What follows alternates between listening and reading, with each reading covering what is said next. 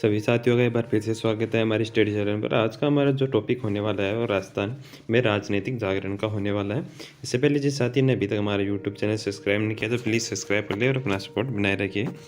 तो इसमें राजस्थान में राजनीतिक जागरण में हम पढ़ने वाले हैं जो किसान आंदोलन है, हमारे जनजातीय आंदोलन है, पत्र और पत्रिका और उनकी संस्थाएं और क्रांतिकारी जो घटनाएं हुई थी, आर्य समाज के में जो योगदान था राजनीति में, उनके बारे में चर्चा करेंगे। सबसे पहले हम बात करते हैं किसान आंदोलन की। तो राजस्थान में अंग्रेजी सत्ता की स्थापना से पूरा परंपरागत आपके भू राजस्व व्यवस्था को दो प्रकार में आपके बांटा गया था। एक तो आपके खालसा और एक जागीर। तो खालसा क्या थी? वह भूमि जो आपके शासकों के सीधे नियंत्रण में थी उसे खालसा कहा जाता था। जागीर वह भूमि जो आपके सामंतों और जागीरों के नियंत्रण में थी उसे आपके जागीर कहा गया।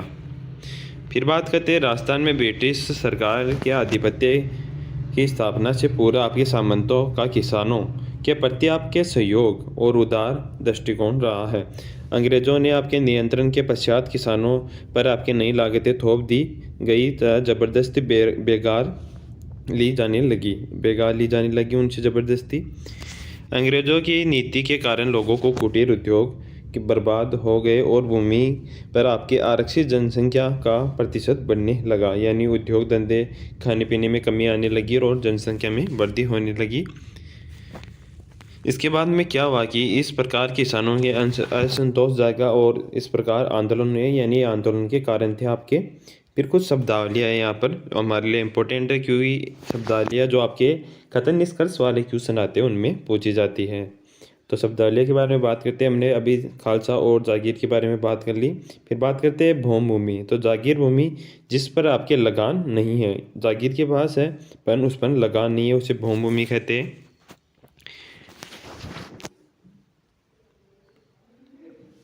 फिर आपकी है शासन भूमि, जो आपके पुण्य के उद्देश्य से प्रदान की गई भूमि है, यानी दान में दी जाने वाली भूमि मान सकते हो आप। इनामी भूमि, जो वेतन के रूप में आपके प्रदान भूमि या आपके लगान मुक्त भूमि। डोली या डोहलिया आपकी जागीरदार द्वारा आपकी प्रदान भूमि जो आपके पुण्य के उद्देश्य से दी गई है। फिर आती है आपकी पछातिया भूमि, आपके सैनिक व असैन्य रूप से आपकी सेवा करने वाले आपके बदले दी जाती है, यानी जो सैनिक सेवा के रूप में की जाती है उनको भूमि दी जाती है। सेवा पर समाप्त होने पर इनके पश्चात राज्य के नियंत्रण में आ जाती है, यानी जो सैनिक लगते हैं उनको ये भूमि दी जाती है। फिर वो सेवानिवृत्त होते तो वापस राज्य के अधीन हो जाती थी। पीवल भूमि या आपके अदेव मात्रक क्या है आपकी? तो वह भूमि जिस पर आपके कुएं, नहर, आपके ट्यूबवेल आदि यानी सिंचाई के जो आपके साधन थे। डिमडू कुएं के आसपास की भूमि। बियड या कच्छ, जो नदी नाले के आसपास की भूमि। काकड़ गांव की सीमावर्ती भूमि, जो काकड़ इसे काकड़ भी कहते हैं। आगे बात करते हैं फिर शब्दावलियों में। गोरमा, गोरमो क्या है? तो गांव के पास वाली भूमि गोरमो है आपकी। गोचर, जो आपकी जानते हैं चरनोट, जो आपके पशुओं को चराने वाली भूमि होती है। माल भूमि, काली उपजाऊ जमीन आपकी। हकत या बखत, फसल उत्पादन के लिए जो भूमि उपयुक्त होती है उसे कहते हैं। मगरा, ऊंचे स्थान पर भूमि को मगरा कहते हैं। देवतल भूमि, तो देवतल भूमि इसके नाम से यानी भूमियों के नाम से आप पता लगा सकते हो आसानी से, इतनी हार्ड नहीं है ये। देवतल यानी जो मंदिर प्रदान स्थान है, यानी मंदिरों के लिए भूमि प्रदान की गई है। अग्रहार भूमि, जो शैक्षणिक या धार्मिक उद्देश्यों की पूर्ति हेतु दी गई है आपकी। ब्रह्मादेव भूमि, जो आपके ब्राह्मणों को आपको प्रदान की गई है, यानी दान की गई है। तलाई भूमि, जो तालाब के आसपास की भूमि होती है उसे तलाई भूमि कहते हैं। चाही भूमि, जिनकी सिंचाई और नहर कुओं से होती है उन्हें आपकी चाही भूमि कहते हैं। फिर यहाँ पर बात करते हैं मुख्य अधिकारी।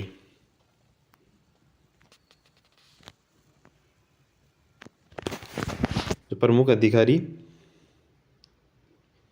क्या है, यहाँ पर एक है सारणी, आपके लगान निर्धारित करने वाला अधिकारी, उसे सारणी कहते हैं। आमील, जो आपके परगने का राजस्व अधिकारी होता है उसे आमील कहते हैं। फिर मुख्य बटाई विधियाँ, तो बटाई विधियाँ नहीं देखनी है आपको यहाँ पर। फिर भी आपकी जो रास बटाई है, लग बटाई है, खेत बटाई है, यानी ये लगान की आपके इनका अन्य नाम है लग्गा बख्शिया बहौली।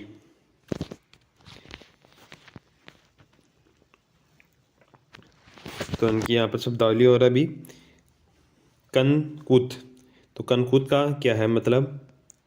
अनुमानतः के आधार पर आपके राजस्व निर्धारण, यानी अनुमान के आधार पर आपके राजस्व निर्धारण करना।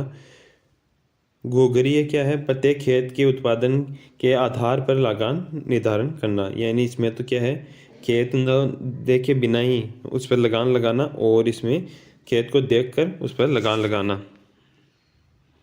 मसायत पद्धति, इसमें नाप के आधार पर, यानी नाप तोल के पैमाने, एक पैमाना लेकर उस पर आपके लगान लगाना। फिर अन्य अधिकारी, साहिब दरोगा, तो परगने का आपके चुंगी कर वसूल करने वाला साहिब दरोगा कहलाता है। दान चुंगी को आपके साहिर कहते हैं। मंडीपिका आपके आपके चुंगी घर को कहते हैं, यानी जो आपके जो कर घर जहाँ पर आपके कर को इकट्ठा किया जाता। तपेदार, गांव में वसूले राजस्व का हिसाब करने वाला। ये पहले इतना नहीं पूछा जाता, पर अब पूछा जा सकता है क्योंकि खतरनाक स्किल्स वाले क्वेश्चन है। और राजस्थान की शब्दावली आपके अलग से टॉपिक जोड़ा गया है, तो उसमें भी आता है ये। 68 आपके जो जयपुर राज्य में आपके भूमि संबंधी रिकॉर्ड। अघोड़ी आपकी अघोड़ी क्या है? तो चमड़े का कार्य करने वालों को जो आपके कर वसूला जाता था उन्हें कहते थे। दरफा या फरोशी, दरफा फरोशी लड़की लड़की के आपके विक्रय पर आपके लगने वाला कर। तो पहली जो क्रय विक्रय होता था उस पर लगने वाला कर। चौथान कोटा में आपके मानव के जो क्रय विक्रय पर लगने वाला कर। गरियाना या घेरेची, जो विधिवत विवाह के बिना किसी स्त्री को अपने घर लाना, तो ये लगान लगती थी। एक प्रकार का कर और लगान है ये। आस की आपकी है, तो जोधपुर राज्य में आपके कारावास में सजा दी जाती थी, उसे आस की कहते हैं। पंचकुल जो अर्ध सामाजिक और राजनीतिक संस्था है जो आपकी सामाजिक विवादों का निपटारा करती थी। फिर लाग बाग क्या है? भू राजस्व के आपके अतिरिक्त वसूला जाने वाला कर, उसे लाग बाग कहते हैं। ये आपके दो प्रकार का है, नियमित और अनियमित। जिसकी राशि निर्धारित होती थी नियमित की, इसकी राशि निर्धारित नहीं होती थी, बदलती रहती थी। तो प्रमुख आपके लाग बाग क्या है, यानी कर कौन से हैं? तो कर पूछे जाते हैं। कर ज़्यादा इंपॉर्टेंट है, ऊपरी वाली शब्दावलियाँ आपको एक बार देखनी, पर आपके लिए यहाँ पर कर इंपॉर्टेंट है। सिंगौटी क्या है? तो आपकी मवेशी के कर विक्रय पर आपके ली जाने वाली लगान। जाजम, तो भूमि के विक्रय पर जो समय आपके ली जाने वाला कर है, ये आपकी चौरी ला क्या है? विवाह के अवसर पर आपकी इन्हीं लगानों की वजह से किसानों ने आंदोलन भी किया था। विवाह के अवसर पर ली जाने वाला जो कर है, लगान है। न्योता लाख, जो आपकी जागीरदार के लड़के लड़की के विवाह पर वसूली की जाती थी। कुंवरजी का घोड़ा लाख, जो घोड़ा खरीदने के लिए ली जाने वाली लगान। खिचड़ी लाख क्या है? तो सेना के भोजन के लिए वसूला जाने वाला कर। अंग लाख क्या है? 5 वर्ष से अधिक आपके ऊपर की आयु होने पर आपके वसूला जाने वाला कर है एक। बकरा लाख क्या है? बकरे के लिए ली जाने वाली लाग। फिर आपकी है मलबा, जो आपकी फसल की सुरक्षा के लिए ली जाने वाली लाग है। दस्तूर क्या है? तो राज्य में राजस्व अधिकारी द्वारा वसूले जाने वाला अवैध कर। फिर हम देखते हैं अब हमारा किसान आंदोलन। सबसे पहले आ जाता है हमारा जो बिजौलिया किसान आंदोलन, जो आपके मेवाड़ रियासत बांसवाड़ा के अंदर। तो बिजौलिया किसान आंदोलन आपका 1897 से आपके 1941, यानी आपके 44 वर्ष तक चलने वाला ये आपका आंदोलन है। बिजौलिया किसान जो आंदोलन है उसके बारे में चर्चा करते हैं यहाँ पर। बिजौलिया की स्थापना अशोक परमार द्वारा की गई, जिसका आपका मूल स्थान आपका जगनेर था। राणा सांगा की ओर से आपके खानवा के युद्ध में अशोक परमार को बड़ी आपकी बहादुरी दिखाई, जिसके कारण सांगा ने उसे उपरमाल की जागीर प्रदान की। बिजौलिया उपरमाल का ही आपका सदर मुकाम था, यानी उपरमाल का ही एक जो हिस्सा था। बिजौलिया की मुख्यतः धाकड़ जाति के किसान रहते थे। तो पूछा जा सकता है बिजौलिया में कौन से किसान रहते थे? तो धाकड़ जाति के। केशव दास, तो जनता द्वारा आपके मराठों के विरुद्ध सहायता प्रदान की गई और ये प्रथा आपकी राव गोविंददास तक बनी रही। फिर बात करते हैं आगे। सन आपके 1894 में बिजौलिया के ठाकुर राव गोविंददास की मृत्यु तक किसानों को जागीरदार से कोई शिकायत नहीं थी। यानी 1894 तक कोई शिकायत नहीं थी। 1894 में नए जागीरदार जो आपके राव करशन सिंह आए, जो किशन सिंह नाम से जाने जाते हैं। किशन सिंह ने किसानों के प्रति नई नीति और जागीर आपके प्रबंधन लगाए, यानी उन पर नए कर लगाए, नई नीतियाँ लगाई। फिर किशन सिंह ने किसानों को आपके 84 प्रकार के दमनकारी कर लगाए, यानी 84 प्रकार के कर लगा दिए और लाख बेगारी वसूलना चालू किया। किशन सिंह के विरुद्ध सबसे पहले आंदोलन हुआ 1895 में किया गया। फिर आपके 1897 में उपरमाल के किसानों ने आपके जो गंगाराम धाकड़ के आपके मृत्यु भोज के अवसर पर, यह पूछा जा चुका है, तो किसानों के आंदोलन के लिए किसकी जो घर पर आपके जो आपकी सामूहिक विचार विमर्श के लिए इकट्ठे हुए थे, तो आपके गंगाराम धाकड़ के आपकी मृत्यु भोज के अवसर पर गिरधारीपुरा नामक आपके गांव में सामूहिक विचार विमर्श किया। इनकी प्रेरणा आपके साधु सीताराम दास द्वारा दी गई।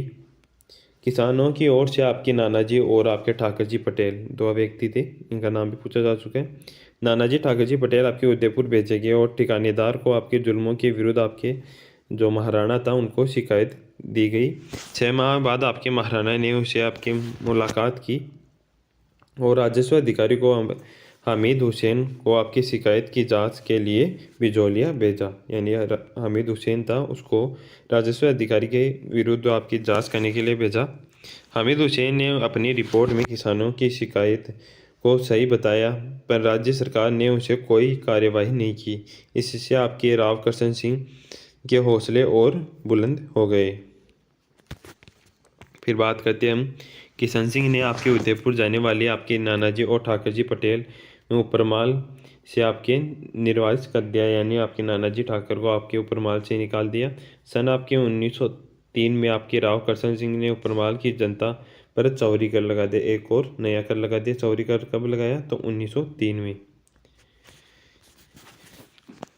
इस लाह के अनुसार आपके पट्टे हर व्यक्ति को अपनी लड़की की शादी के अवसर पर 5 रुपये, यानी 5 रुपये का कर, और आपके राम प्रसाद व्यास के अनुसार 13 रुपये, यानी एक अपवाद है इसमें, जो राम प्रसाद व्यास ने यहाँ पर 13 रुपये बताया, इसे माने जाते 5 रुपये। तो चौरी कर लगाया और ठिकाने को देना पड़ेगा, तो एक नया कर लगा दिया चौरी कर। इसके विरोध में किसानों ने लड़कियों की शादी करना स्थगित कर दिया, यानी शादी करना बंद कर दिया। किसानों ने चौरी कर के प्रकोप से बचने के लिए सीमावर्ती राज्यों में पलायन करना शुरू किया तथा लाख भाग देना बंद कर दिया। ठिकानेदार के दबाव बढ़ने के कारण चौरी जो आपके यानी ठिकानेदार पर दबाव लगाया गया, तो उन्हें चौरी कर आदि कर दी। लगान उपज आदि हिस्से का स्थान कर दिए, 2/5 हिस्सा लेने की घोषणा कर दी। किसान की यह एक आपकी प्रत्याशित विजय हुई, यानी किसानों की विजय हुई। फिर बात करते हैं 1906 की, तो इसमें राव करशन सिंह की जो मृत्यु होगी उसके स्थान पर आपकी पृथ्वी सिंह जो बिजालिया का नया स्वामी बन गया, यानी ठिकानेदार बन गया। तो पृथ्वी सिंह ने यहाँ पर न केवल छूटों को वापस लिया, यानी कर वापस लगा दिए, बल्कि नई आपकी एक तलवार बंधाई कर जो उत्तराधिकारी शुल्क किसानों पर थोप दिया। यानी तलवार बंधाई कर क्या है कि जागीरदार बनाते हैं तो राजा को कुछ कर देना पड़ता है जागीरदार को, वो भी जो आपके पृथ्वी सिंह ने किसानों से वसूलना चालू कर दिया। पृथ्वी सिंह द्वारा आपके तलवार बंधाई जो लागत जनता पर आपके डाल दी गई और इसके कारण किसानों को साधु सीताराम दास है फतेहकरण चारण और आपके परमादेव आपकी दादी जी के नेतृत्व में विरोध कर दिया और भूमि जोतना बंद कर दिया और भूमि का कर नहीं दिया। फिर सन आपके 1914 में पृथ्वी सिंह की मृत्यु हो गई। उसका आपका पुत्र जो अल्पवयस्क पुत्र था पृथ्वी सिंह का, केसरी सिंह आपकी बिजौलिया का जागीरदार बना। पुत्र के अल्पवयस्क होने के कारण दरबार में आपके अमर सिंह राणावत को आपकी मुसरिम और डोंगर सिंह बाठी को सहायक मुसरिम, यानी उनके जो सहायक अधिकारी मान सकते हो आप, बना कर नियुक्त किया।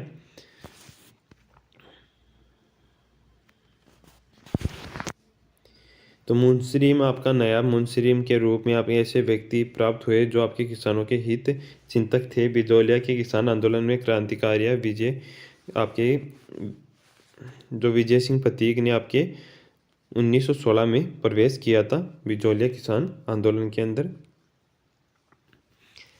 फिर बात करते हैं विजय सिंह प्रतीक हुआ है बिजौलिया किसान आंदोलन। तो विजय सिंह प्रतीक के बाद में बिजौलिया किसान आंदोलन में क्या हुआ, तो राजस्थान में किसान आंदोलन के जनक आपके विजय सिंह प्रतीक को उनका जन्म आपके 1882 में ग्राम गुंडाला जो जिला आपका बुलंदशहर यूपी के अंदर हुआ। बचपन का नाम देखे तो यहाँ पर भूप सिंह, माता कमला दे, पिता हमीर सिंह। फिर 1907 में प्रसिद्ध आपके क्रांतिकारी सचिंद आपके सान्याल और आपके रास बिहारी बोस के संपर्क में आने से क्रांतिकारी गति आपकी विधियों में भाग लिया, यानी इन्होंने क्रांतिकारी गतिविधियों में भाग लिया। रास बिहारी बोस ने उन्हें आपके राजस्थान की क्रांति का आयोजन करने के लिए आपके खरवा के ठाकुर गोपाल सिंह के पास भेजा। अखिल भारतीय क्रांतिकारी के पोल खुल जाने पर विजय सिंह प्रतीक को गिरफ्तार कर लिया और टोटगढ़ के किले के अंदर कैद कर दिया। ये पूछा जा चुका है। तो बिजौलिया किसान आंदोलन में आपके विजय सिंह प्रतीक को खां के किले में कैद किया, तो टोटगढ़ किले के अंदर। यहाँ से फरार होकर बिजौलिया पहुँचे, यानी वहाँ से फिर निकल गए वो और बिजौलिया पहुँचे और आपकी विविधता प्रचारणी सभा की स्थापना की। यह सभा उन्होंने डूंगर सिंह भाटी और ईश्वर दास आसिया के सहयोग से आपके 1915 में स्थापित की। फिर बात करते हैं जो आपकी विविधता प्रचारणी सभा थी, इसमें वार्षिक जलसे में भाग लेने में आपके साधु सीताराम दास चित्तौड़ आए थे। साधु सीताराम दास ने प्रतीक को बिजौलिया किसान आंदोलन का नेतृत्व संभालने के लिए आमंत्रित किया। फिर आपके प्रतीक जी ने आपके सन 1917 के अंदर हरियाली अमावस्या के दिन बारिसाल गांव में उपरवाल जो पंचायत बोर्ड किसान पंचायत बोर्ड का नाम एक संगठन स्थापित किया और क्रांति का बिगुल बजा दिया, क्रांति को स्टार्ट किया। श्री मन्ना पटेल इस पंचायत का सरपंच बना। प्रतीक जी ने आपकी बिजौलिया किसान आंदोलन को देश भर में आधार बना दिया। प्रतीक ने इसका देश का आंदोलन बना दिया बिजौलिया आंदोलन को। वे आपके प्रताप नामक आपके अखबार में संस्थापक श्री गणेश शंकर विद्यार्थी से मिले और उन्हें लेख छपवाया। यानी किस बिजौलिया किसान आंदोलन का लेख आपके किस अखबार में छपाया, तो प्रताप में। फिर माणिक्यलाल वर्मा, साधु सीताराम दास, प्रेमचंद भील आदि किसानों के नेता आपके प्रतीक जी के साथ रहे। फिर बाल गंगाधर तिलक ने किसानों की आपकी वीरता और संगठन में प्रभावित होकर आपके अपने अंग्रेजी पत्र, यानी आपके बाल गंगाधर तिलक का अंग्रेजी पत्र था मराठा, उसमें भी आपकी बिजौलिया किसान आंदोलन के बारे में संपादित किया, यानी खबर छापी। माणिक्यलाल वर्मा द्वारा रचित आपके पंचेड़ा गीत ने किसानों को आपके जागृत किया। तो माणिक्यलाल द्वारा रचित कौन सा है गीत? पंचेड़ा पूछा जा चुका है, इंपॉर्टेंट है। फरवरी 1918 में आपके कांग्रेस के अधिवेशन में मुंबई गए और वहाँ गांधी जी से मिले और आंदोलन की प्रगति के लिए, यानी आंदोलन में भाग लेने के लिए कहा उन्हें। गांधी जी ने अपने निजी सचिव, गांधी जी खुद न आके निजी सचिव महादेव देसाई को बिजौलिया भेजा। गांधी जी ने बिजौलिया किसान आंदोलन के प्रति नैतिक समर्थन दिया, यानी हम समर्थन देंगे। बिजौलिया में आपकी स्थिति नियंत्रण करने के लिए आपके मेवाड़ सरकार ने अप्रैल 1919 में बिंदुलाल आपके भट्टाचार्य को आपके एक बिंदुलाल भट्टाचार्य आयोग का गठन किया, जिसमें आपके किसानों की मांगों का आपका न्यायोचित किया, यानी उनको न्याय प्रदान की। आयोग के अन्य सदस्य आपके फजल अली हाकिम व अमीर सिंह राणावत थे। तो फजल अली हाकिम व अमीर सिंह राणावत थे। जांच आयोग ने किसानों की शिकायत को सही पाया, किंतु ठिकाने के दबाव के कारण कोई कार्यवाही नहीं हुई, यानी इस पर भी कोई कार्यवाही नहीं हुई। फिर आपके दिसंबर 1919 में अमृत सिंह आपके अधिवेशन, तो अमृतसर में एक अधिवेशन था जो प्रतीक जी ने बिजौलिया के मुद्दे उठाया। तो उस अधिवेशन में बिजौलिया का जो किसान आंदोलन था उसका मुद्दा उठाया, वहाँ पर उन्होंने बात की। कब की? तो 1919 में। फिर बात करते हैं सन 1919 में राजस्थान केसरी। जो आपका राजस्थान केसरी में आपके प्रकाशन वर्धा से आपके शुरू किया, यानी राजस्थान केसरी पेपर था उसमें भी आपका प्रकाशन किया। सन 1920 में राजस्थान अजमेर स्थानांतरित कर दिया गया। 1920 में आपके कांग्रेस के नागपुर अधिवेशन में अपने 3 किसान साथियों के साथ आपके नागपुर अधिवेशन में प्रतीक जी शामिल हुए। फिर से आपके नागपुर अधिवेशन में किए आंदोलन की बात करने के लिए। बिजौलिया के किसानों की आपकी दुर्दशा और देसी राजाओं की आपकी निपुणता की दर्शाते हुए आपके प्रदर्शन का आयोजन किया। फिर ब्रिटिश सरकार द्वारा आपके 1921 में एक उच्च स्तरीय समिति का गठन किया गया, जिसमें मेवाड़ रेजिमेंट आपकी विल्किंसन की एक समिति गठित की गई। 4 फरवरी 1922 में यह आपकी समिति बिजौलिया पहुंची।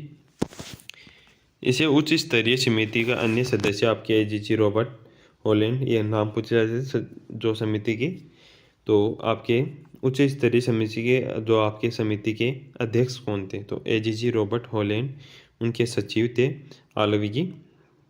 आगलवी। मेवाड़ के आपके दीवान आपके प्रभात चंद्र चटर्जी और राज्य के शायर हाकिम आपके बिहारी लाल थे। आपके किसान पंचायत बोर्ड की ओर से आपके सरपंच मोती चंद, तो मोती चंद आपके यानी कि किसान पंचायत बोर्ड से भी सदस्य बने, तो आपके मोती चंद। और मंत्री आपके नारायण पटेल। राजस्थान सेवा संघ के सचिव आपके रामनारायण चौधरी और आंदोलन के प्रेरणा आपके माणिक्य लाल इनके सदस्य रहे।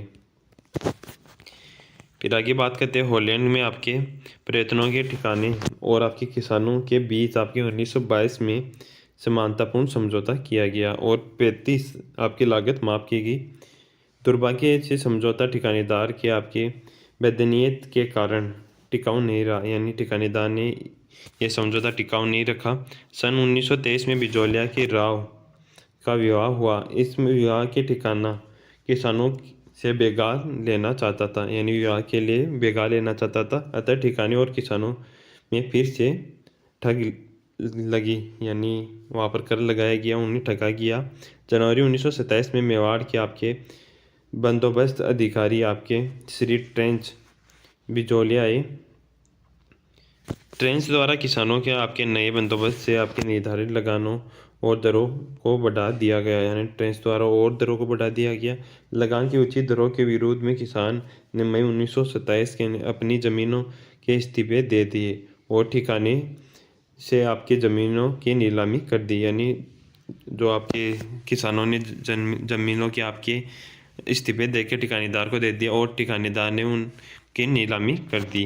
प्रतीक जी इस आंदोलन में आपके 1927 में प्रत्यक्ष हो गए, यानी 1927 में प्रतीक जी आंदोलन से हट गए। इसके पश्चात इसका नेतृत्व सेठ जमलाला दास ने किया और हरिभाई उपाध्याय ने किया। ये इंपॉर्टेंट है, पूछा जा सकता है। इस आंदोलन में आपके फटापेक्स 1941 में मेवाड़ के